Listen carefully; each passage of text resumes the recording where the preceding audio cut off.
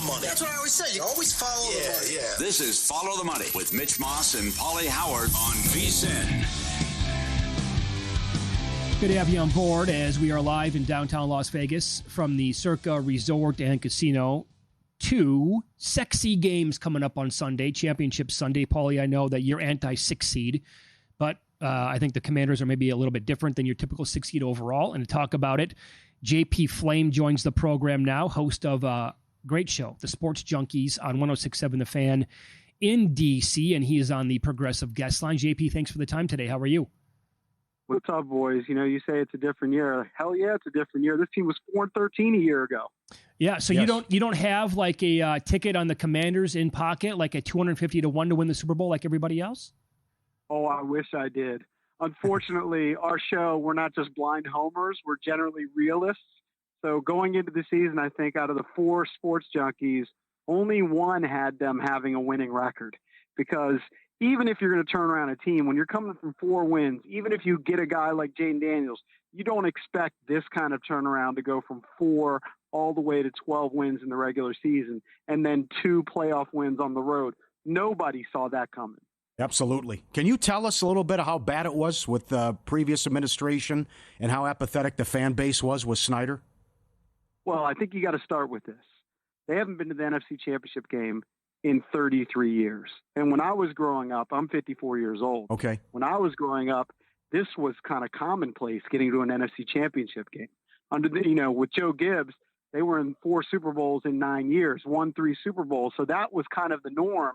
And then slowly but surely, brick by brick, the whole foundation went down to the ground, mostly because of their owner, a toxic owner in Dan Snyder. We almost had a parade when Josh Harris bought this team. Nobody liked Dan Snyder. Incredible. Your story, too. Well, I can't imagine. I mean, I told you during the break, and I've said this on the air before, JP, when I visited there in this is like 2.5 years ago now, give or take, right? But it's right in the heart of football season. I'm staying in the middle of the city for like 4 or 5 days. I tried to make it a point to walk or Uber everywhere and pay attention to like sports bars and whatever I can, my eyeballs would gravitate towards, to see how many logos I would see of the Commanders, because I try to pay attention to that stuff and where could I watch games on Sunday. I did not, no joke, I didn't see one place have any Commander logo anywhere. I was blown away by that. I know you're not joking. That's the way it was. Dan Snyder destroyed the fan base. But when Josh Harris bought this team, and I think in most cities, if there's an ownership change, you don't have a huge party. There's a place just outside Nationals Park called the Bullpen. It's an outside place where they have concerts and things like that. We held a party with thousands of fans, had FDN Snyder cheers. Josh Harris called into the show, bought everybody there a beer. It was the dawn of a new era, but that was the start. Let's be real. The story really begins and ends this season with Jaden Daniels. He's been an unbelievable force, and right now, they're going to play an Eagles team, and I understand they're the dog, but Jaden Daniels threw 5 touchdown passes against them not that long ago. And I know Jalen Hurts didn't play in that game, but he doesn't play defense. Jaden Daniels had 5 touchdown passes against that defense. Oh. Mm-hmm. So we've had like quite a few really good rookie quarterbacks over the last 15 or 20 years. You watched one of the best we've had in that time frame with RG3. What makes Daniels different from most, if not all of them? Well, specifically with RG3, all right, when he burst onto the scene, we really hadn't seen that type of offense in the NFL. Kyle Shanahan kind of introduced that college-style read option offense with RG3, and undeniably, he had great physical talent, much like Jaden Daniels has breakaway speed. But what Jaden Daniels seems to possess different than RG3 is the work ethic. You hear about him getting to the park at 4:30 in the morning. You hear about him using a VR set every morning at 6 o'clock. Cliff Kingsbury, who didn't know anything about virtual reality, apparently enters in the play calls so that Jaden Daniels can go through this every week, and he does it on 1.75 speed. So I don't know if you've ever seen Dan Orlovsky on ESPN go through these virtual reality set plays, but he's seeing that. He has that crazy work ethic. Some of us thought it was kind of a photo op and sucking up, but there was a shot after he got drafted when he's taking the private jet to DC before he gets introduced. and he was already going through the playbook. And some of us thought, that's just a photo op. It seems like that's who he is. He is in that Tom Brady, Peyton Manning, Drew Brees work ethic type of mode. Excellent perspective. Do you think it's more like the first meeting that played out in Philly and Barkley got him late, which was close, or is it that the last game was just wonky? As you mentioned, 7 turnovers, Daniels had the 5 touchdowns, and it was high scoring. How do you think it plays out from high scoring or lower scoring on Sunday? I don't know if it goes as high scoring as the last game, but Washington's going to get theirs, and Washington also hasn't been able to stop Saquon Barkley. He had 150 in the first game, had 146 in the second game. I may be flip-flopping him. But bottom line is he has 4 touchdowns and basically 300 yards against Washington. Washington doesn't do well stopping the run. They couldn't stop Jahmyr Gibbs.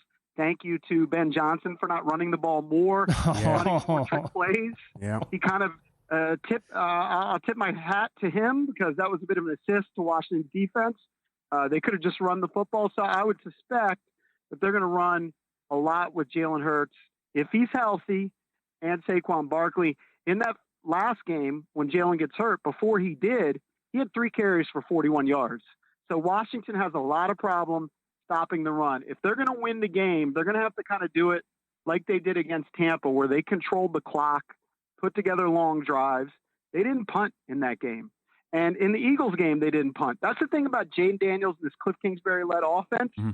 Nobody's really stopping them. So even though Philadelphia has a great defense, ranked number 1, have studs like Jalen Carter, Quinyon Mitchell, Zach Bond's great linebacker this year, they didn't stop Washington. So I think Washington's going to be able to move the ball, but I also think Philly's going to be able to move the ball. I don't know if it goes as high scoring as 36-33, but I suspect it's going to be in the high 20s at the very least. All right. And then do you think 6 is too high for the point spread? Like, are you going to bet it? Would you bet it? Would you take the Commanders plus the points? I think I would take the Commanders plus the points because I think it will be close in the end. Little scary on both sides. Jake Elliott missed 2 extra points last week for the Eagles.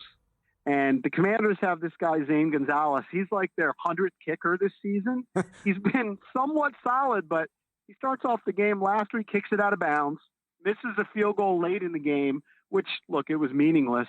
But neither of these teams have reliable kickers, and that could come into play.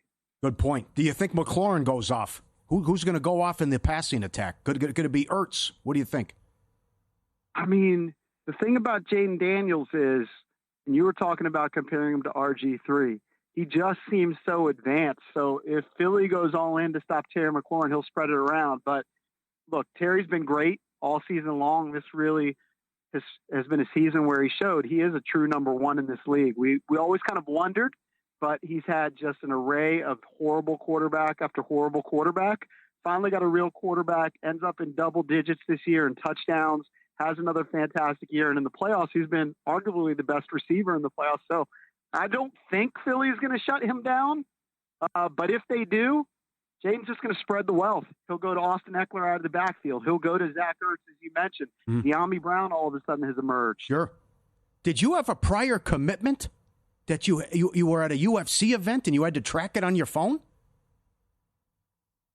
So, yes, I did go to UFC, but here's the beautiful thing. I've never been there. So my son is a high school wrestler, got into UFC. My daughter actually lives in L.A., and so we kind of did a combo trip, hit L.A., visited the sister, and went to UFC. It was at the Intuit Dome. That place is amazing. I would suspect it's a lot like the Sphere, like technologically great. Yeah. I watched the entire game on my phone in the Intuit Dome. Not going to lie. Is that right? Wow. And no glitches whatsoever? It was like totally fine? No glitches, and people behind me asking what's going on in the game. Wow. Your Twitter handle or X handle is @GlassJoeJP. When was the first time you beat Tyson on Punch-Out? So that has to do with the fact that I actually fought a professional boxing match. Okay. And my ring entrance was greater than my ring performance. Hence, I was Glass Joe. Okay, really? It's been a long time since that fight. That was 2006. I probably should change the Twitter handle. Whenever I started my Twitter account, thought that was a witty name. It's good. Now I have to explain it too much, so I probably should change it. but that's the reality. When you do a radio show, you can kind of do crazy things. In a nutshell, there was a TV show called The Contender. One of the guys on The Contender was this guy named Jimmy Lang. He was a local guy. I went to his fight, saw his ring entrance, and I was like, I want to do that. Note, I'd never even been in a bar fight, but I was able to make the fight happen. My whole hook was I want to fight a pro as a pro. Let me just tell you this. Even if you train for 2 months, you fight a pro, even if he's a tomato cannon bum, the odds are he's going to beat you. And that's what happened. I bet. How long did you last? Spoiler, it did not get out of the first round. Okay. I needed one more second. But you know what? Had a great ring entrance. The whole thing was really for the radio show. We had just taken over for Stern. It was like, let's do a wow event. Had this crazy idea. Made it happen, but I'm always going to kind of struggle with the fact that my ring entrance, great. Ring performance, not so great. Fell apart. It's a terrific story, regardless of getting your ass kicked. Again, you can follow him on X at GlassJoeJP, JP Flaim, host of the Sports Junkies on 106.7 The Fan in DC. That was awesome. Thanks for the time, and good luck. I hope your team wins this Sunday. No, and you know what? I think both you guys would agree. Philly's a favorite, and they deserve to be a favorite. If you just lined up the personnel at almost every position, you would take an Eagle over the Commanders. But they got something going right now. It's magical. They've got Jane Daniels, so don't be surprised if they pull off the upset. Yep. Thanks, JP. Take care. Thank you, sir. And he would take the Commanders plus the points. Up next, on that note, with how much of an impact Daniels has had this year, updated odds now for NFL awards. We know the finalists as of earlier this morning.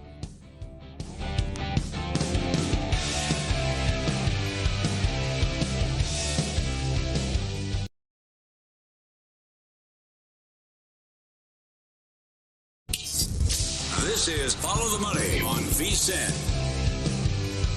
A couple of tweets to get to here before we go back to NFL awards odds after we learned of the finalists earlier today. Tom Pelissero, NFL Network, a dramatic turn. Liam Cohen informed the Jags on Wednesday he was staying in Tampa as the OC on a new contract, but after the firing of GM Trent Baalke, the Jags reached out to see if Cohen would reconsider. Now Cohen is in Jacksonville and appears to be headed towards a deal.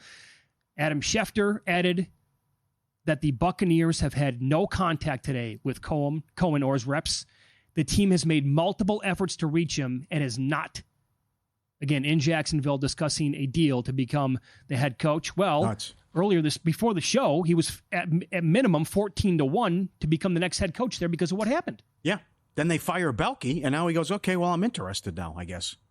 That's nuts. Okay, he's going to stay in Tampa Bay, signs a long-term deal. Oh, you fired Baalke? Okay, that's it. He was the problem. Okay, now that's it. Lock it up. Nuts. Salah was the favorite at even money at some spots. Bizarre, crazy 24 hours. And then I thought by the time we were done today, Schottenheimer would be named the guy too.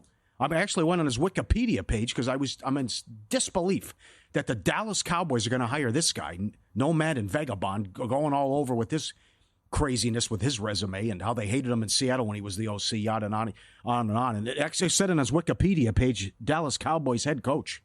But now, still nothing after another meeting. And there's a report Jerry's going to talk to Pete Carroll.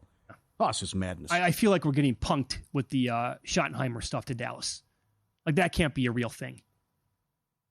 I almost, refuse to believe it. Talked to him for 6 hours, though, the last couple of days. They talked to him for 4 hours, and they ran it back. I thought after what happened with Jacksonville and Cohen said no, I thought the writing was on the wall that the Raiders would get involved for him. But evidently not the case. Is Big Mike going to be out too? I what think the Saints are going to do? The musical chairs, as that game is played here, I think that's going to run out on him. And by the way, so what are the? Is it going to be Pete Carroll to the Raiders or no? Again, minus 150 to go to the Raiders. Is that the direction they're going to go? Todd Monken plus 150 to become the Raiders' next head coach. Oh my God, Todd Monken. Oh my God, you got to be kidding me. Oh boy, they miss Ben Johnson. That was good, too, from JP, put in that perspective, though. Imagine a guy who covers Washington and is saying, yeah, all they had to do was run Gibbs, and that was it. They weren't stopping him. Yep. I mean, of course.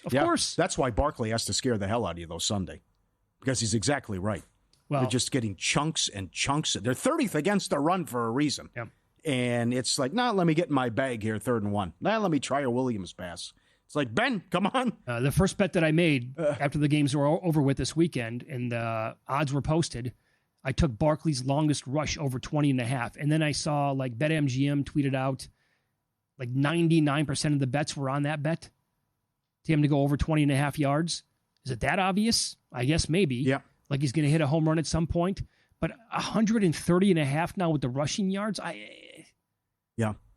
Ali. This would be something if they're able to pull this off. That was a good interview to go from 4-13 to the NFC title game and the 33-year drought as well. But if they win this game, I don't even think they have to win the Super Bowl. Just if they get there, this is an all-time season for a rookie. That's going to be hard to top. I would agree. Barnwell's right today, ESPN.com. If they win the whole thing, as high as 250-1, as Porter's picks, who was in that blackjack tournament, got him at the 18th pick, that you're talking about probably the third unlikeliest Super Bowl champ ever. The 99 Rams, the 0-1 Patriots. And if they're able to do this. So between Quinn, Kingsbury, Daniels, the fourth down stuff, and even with this defense that they're still here, but playing clean football and not turning it over, but like he said, he had 5 touchdowns. They also had 5 turnovers in that game. Right. It still went up and down the field against Philadelphia. So only 6 rookies have done it. The previous 5 lost to make the title game. Ben, Sean King, Flacco, Sanchez among them. But the 69% completion percentage, 25 touchdowns, 9 picks, 4th in QBR, 11th in passer rating. It sticks up there. That even if they lose, that this is one of the greatest seasons for a rookie you're going to see. Yeah, has to be. Not supposed to do this. No. Number one, he's supposed to struggle. Even Peyton Manning was atrocious. And the guy comes in from a 4-13 team, and they're playing for a spot in the Super Bowl Sunday. Well, remember, so last year, after Stroud, what he did in Houston, we were kind of searching, like, can one of these teams be last year's Houston team? And Washington certainly was kicked around. So as you fast forward and look at the draft in April, because the common denominator for both those teams, right, would be new head coach. DeMeco Ryans was a rookie head coach in Houston. Stroud was number 2 overall, rookie quarterback, first rounder.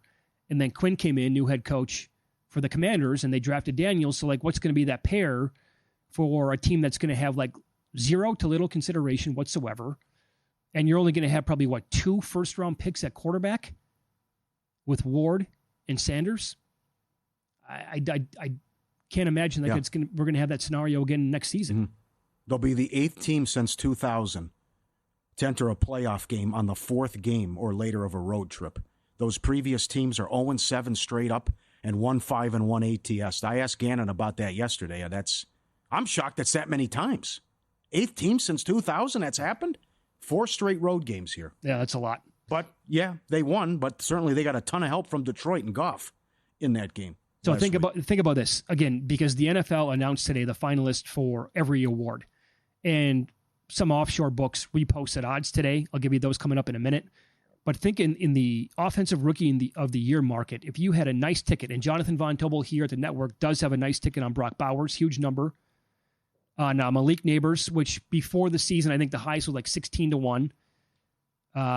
Thomas, receiver in Jacksonville, I know he was around 25 or 30-1. And then Knicks, all 4 of those guys, like almost in any other year, maybe not because it's tough to beat a quarterback, but they had a great chance. Not this year. And Daniels was like minus 5,000 before the end of the regular season. He's going to win. And some of the other odds that we have, they reposted MVP odds today. Lamar Jackson reopened at minus 225. Josh Allen plus 175. Your other 3 finalists for the award are Jared Goff, Joe Burrow, and Saquon Barkley. So Allen was around minus $5 to win the MVP before Week 18. He took 1 snap, got out of the game, and that was it. Jackson played in Week 18. They needed the game for the division.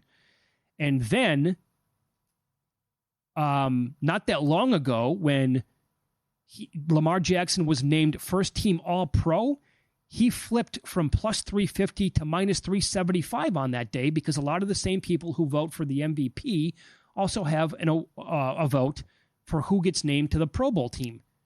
So Jackson is probably going to win, and he's minus 225 today. The coach of the year, again, posted today, Kevin O'Connell minus $5.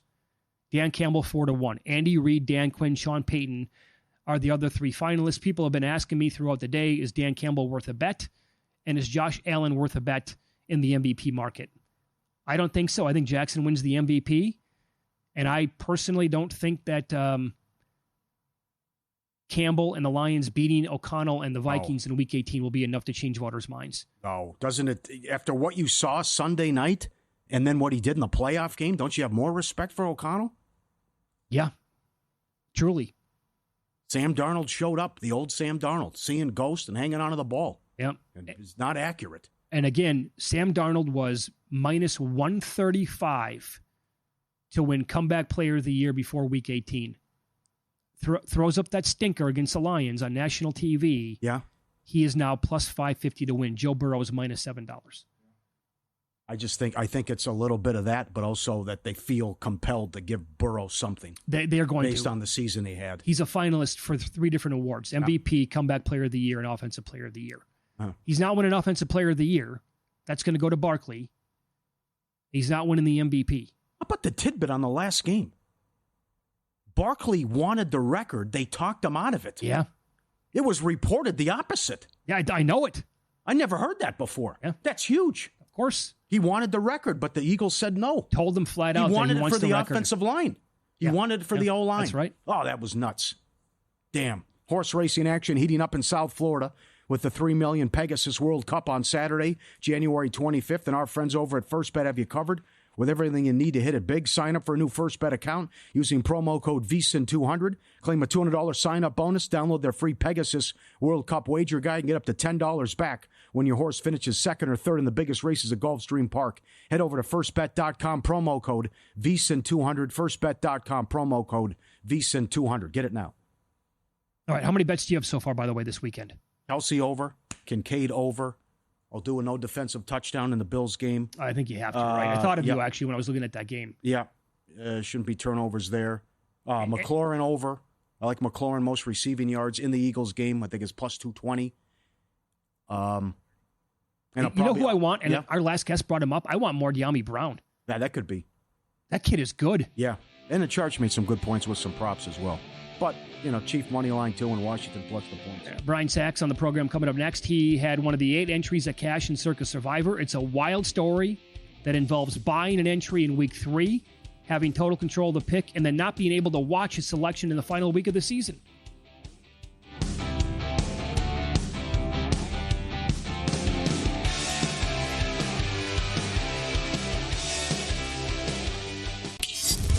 This is Follow the Money on VSIN.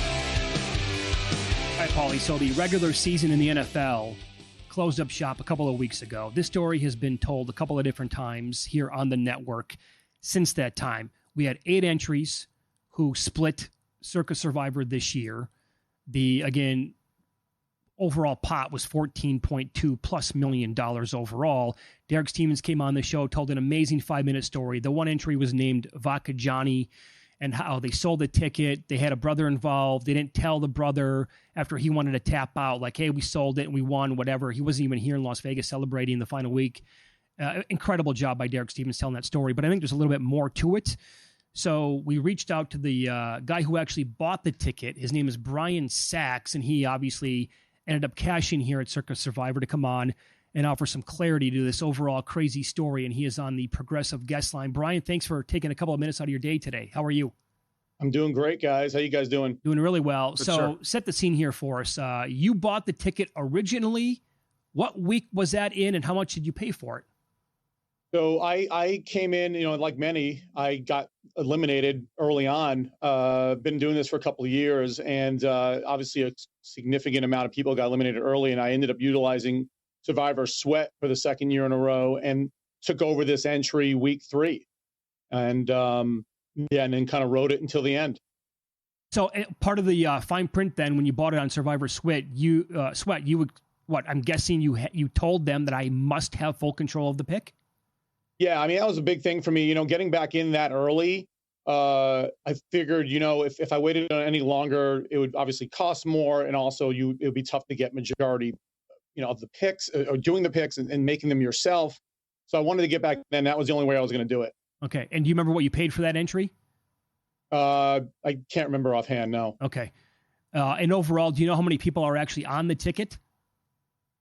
It was initially it was me plus the Vodka Johnny crew. Probably like those guys are made up of like 3 or 4 guys, I think.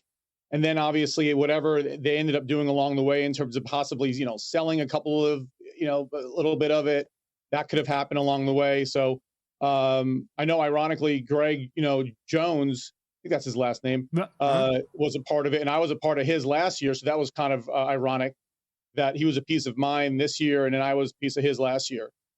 Oh, this is wild. Yeah. This is incredible. Oh, my God. So then walk us through then what you're thinking on a weekly basis about what you're doing from a strategy standpoint then. I mean, obviously it's crazy. You guys know this. I mean, most of the weeks were until the holidays. I didn't have any crazy sweats. I think the closest one I felt like early on was when we had the Packers over the Rams in week 5. I think the Rams were driving late in that game, about the 30-yard line. They couldn't go down and knock it in, thankfully. But really, the sweats for us did not, and the landmines did not occur until holidays. But when that started happening, it was just, like many of the people that had those kind of, I call them stacks in terms of the 2 games in the holidays. It just got crazy. Did you have the Chiefs on Black Friday? Yeah. So I ended up using Detroit. I think it was against whoever they beat at home, like 44-10. I think it was Jacksonville. I ended up using Detroit in that game and saving the Chiefs for Black Friday. And like many, obviously had no business winning that. Just like in a sense, Detroit really had no business winning that. But then to come back on that Sunday with Tampa, their 51-yard field goal to win the game. I'm sorry, to go into overtime. Yeah. Yes. Okay. And then for Carolina to be driving in overtime and then fumble the ball.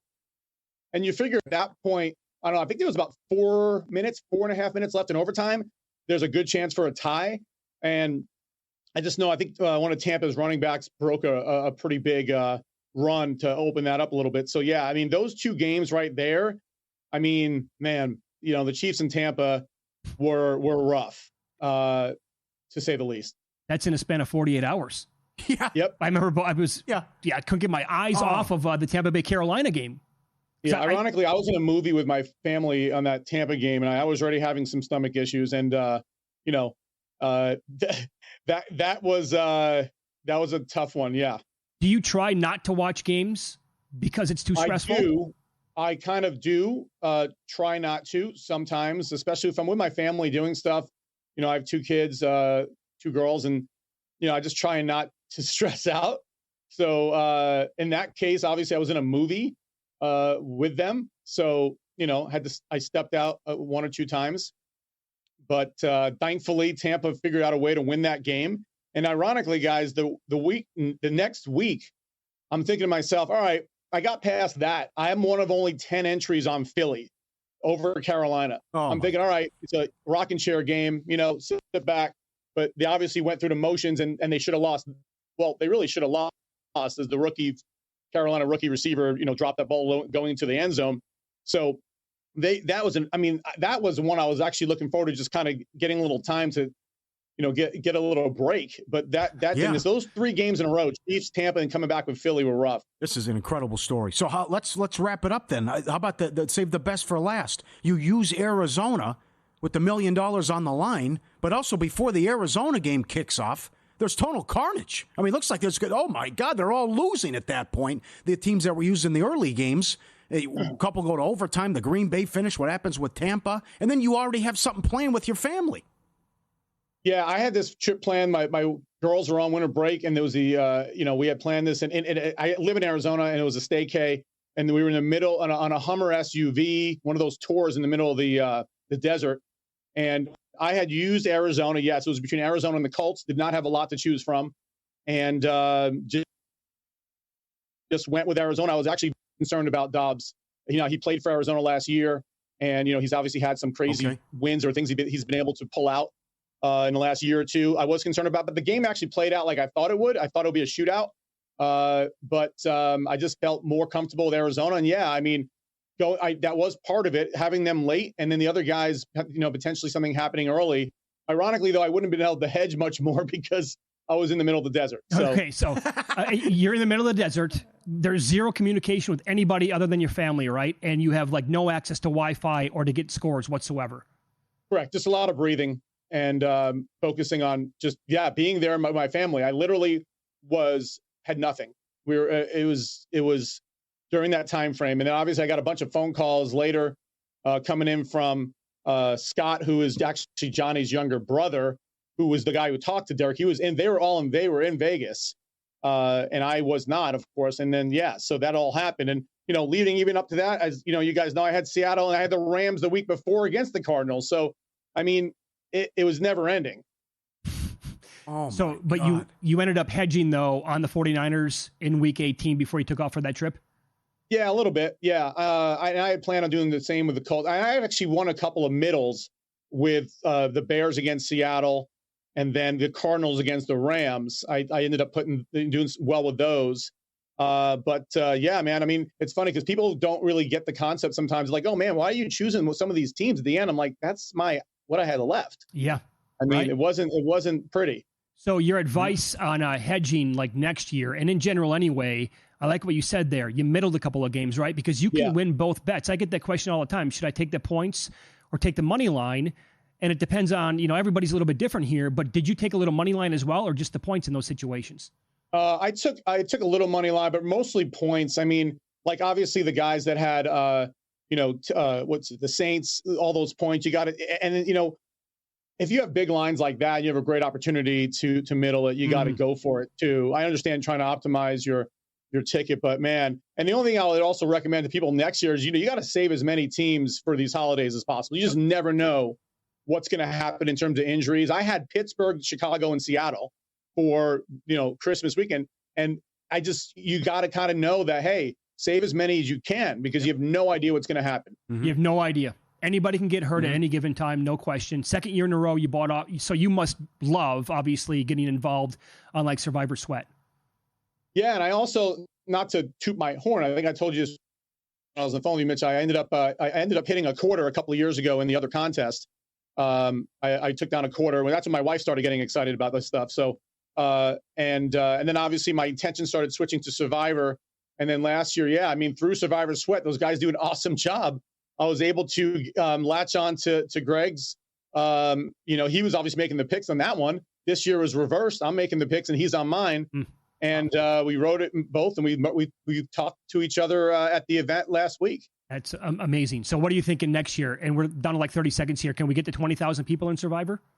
Yeah, 18 to 20,000 for sure. No doubt. Yeah. No doubt. That was awesome, Brian. Thanks for popping on today for a couple of minutes. We appreciate that.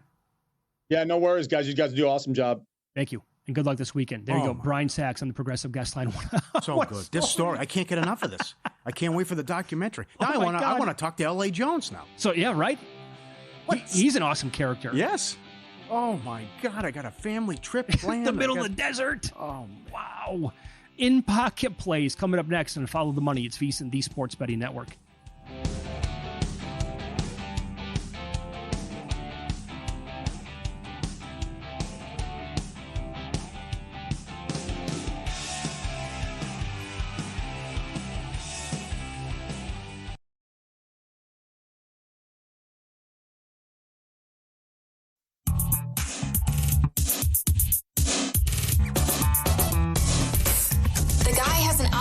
To determine the winner of any given college basketball game. Someone gives you 10,000 to 1 on anything. You take it. Take it. Take it. I bet you $20 I can get you gambling before the end of the day. No way. I'll give you 3 to 1 odds. Nope. 5 to 1. Nope. 10 to 1. You're right. All right. I wasn't the only one last night. Hawks took money and came out flat. Made it look respectable in the second half, but the damage was done as the Pistons ran them out on the road. That was a loser, no good. Chiefs on a money line. They're up to 2 here at Circa. Buffalo hasn't won a road playoff game since '92. They're number 1 in the turnover differential this year, but Chiefs haven't turned it over in 8 straight playoff games, longest since the 50s. They don't beat themselves, and I like Sal Pal's angle. You got to do it before I can say, okay, I'm going to buy in. Can the Bills get it done? I'm taking the Chiefs, and also the fatigue factor. Washington plus the points in the early game. Kelsey over. In-depth breakdown of this tomorrow. But he's gone over this 14 straight playoff games based on what this number is, what he does. Kincaid over. Mid-30s, low 30s.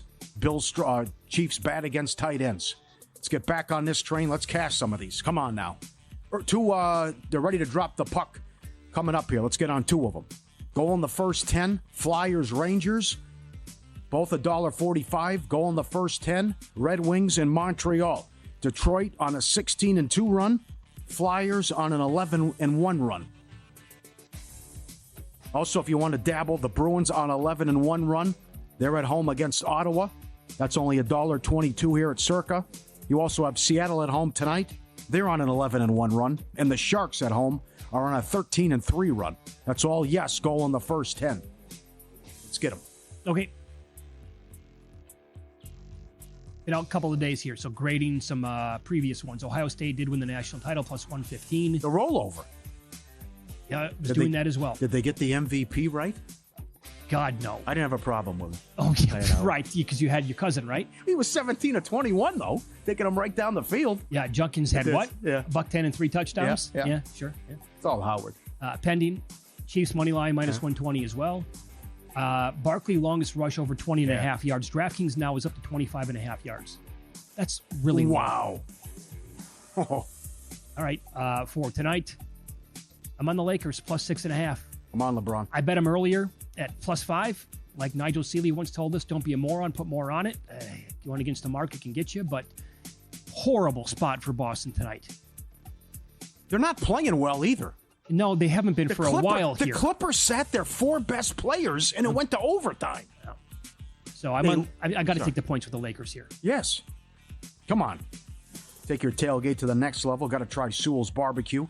Born from a backyard cookout in a mason jar of unforgettable flavor, Sewell's has become a Southern favorite, delighting taste buds from Georgia to the Carolinas, from smoky ribs and mouth-watering wings to the perfect backyard burger.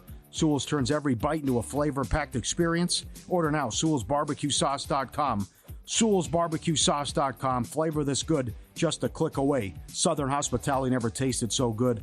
We love it. You got to try it as well. So they almost lose last night. They did run out Golden State, but they're a mess right now. Lost at home to Atlanta, laying doubles. Lost at Toronto, laying doubles. Almost lost at home to the Pelicans. Yeah, that was a 1-point game. They were laying 15. Routed at home by Sacramento. I think they were doubles in that game. Did go to Denver and blow them out. Blitzed at OKC. And then beat Minnesota and Houston on the road. The one performance at Houston was good. They don't come out to play unless they're taking on a good opponent or there's an angle. Well, and so does that mean tonight?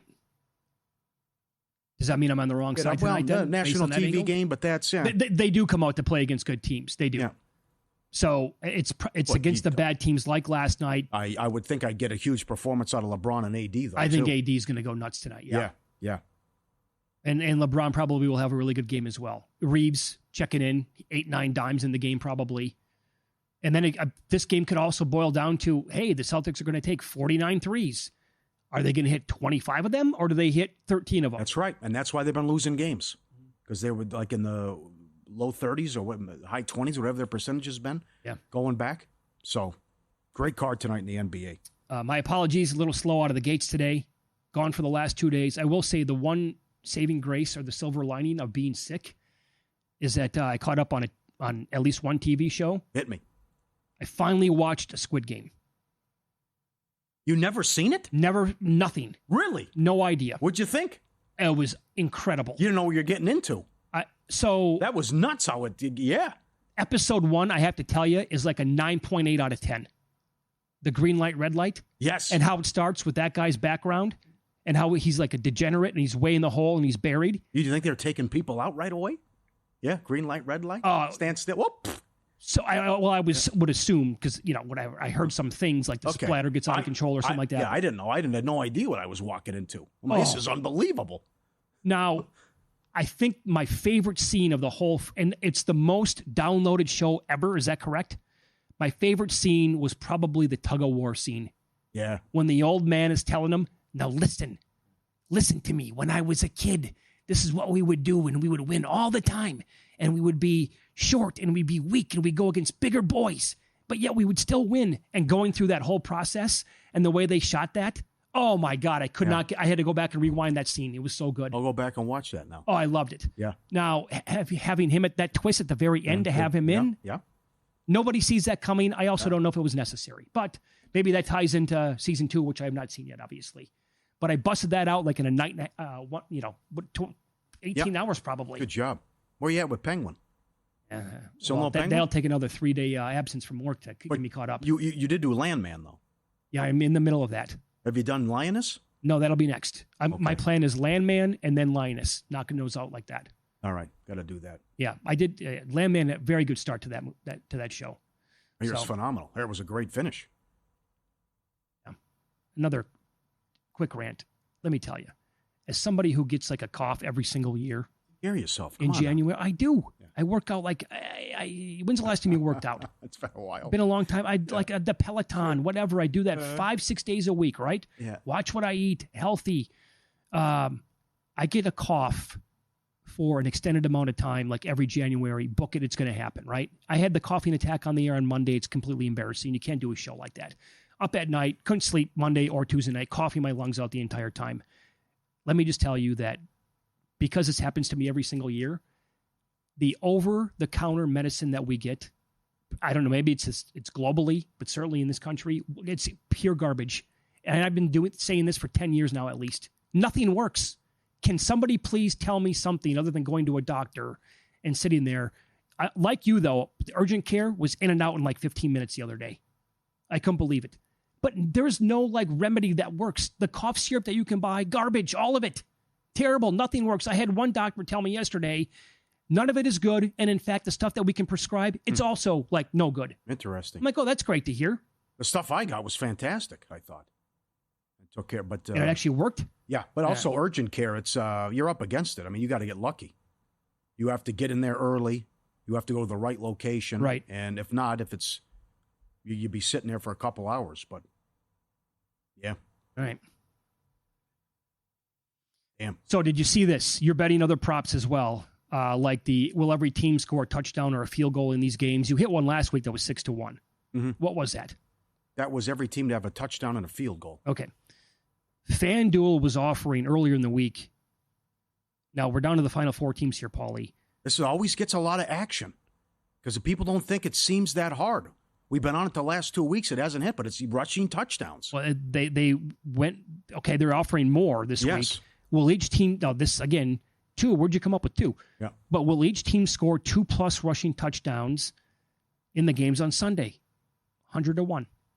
That seems high. But think of the teams here for a second, think about the teams. We got Hurts and the tush push. That's right. And we have Barkley. We got Washington. Daniels and we got Robinson with that running game. Yep. Mahomes does nothing in the air. He might run one in. Hunt scored first for him last week. Yep. Allen might get 2 on his own in that game. I know. I'm talking myself into making this 100-1 bet. Yeah. How low's 1? I didn't see that one. Because that should have cashed last week. Right. Last week. That was a 20-1. It opened 40. Okay. It closed 20. Denver, Rams were the only team that didn't do it. Yeah. It's good. Yeah. Some good stuff out there. Maybe again. Why not? There could be fireworks. When the Bills get inside the 5-yard line, you know what's going to happen. Uh-huh. God, I hope they win. Oh, you have no idea. I can't do 2 weeks of Kansas City again. No. I can't do it. Prime time coming up next. Then cashing out Joe Serralo, 11 p.m. to 2 a.m. And then wake up for By the Books, 7 a.m. to 10 a.m. as well. Chris Massero tomorrow, Pro Sports Better. Nigel Seeley, all the games, all the picks, all the props. And Massero, one of the only people who said, yeah, I think they can do this. It's referring to Washington in the summer. He's got nice tickets on him. Yes, he does. And yeah, Samich will have ladder bets, I hope, he too, will. right? Yeah, yes, he will. All right. Enjoy the night tonight. Good luck with the bets.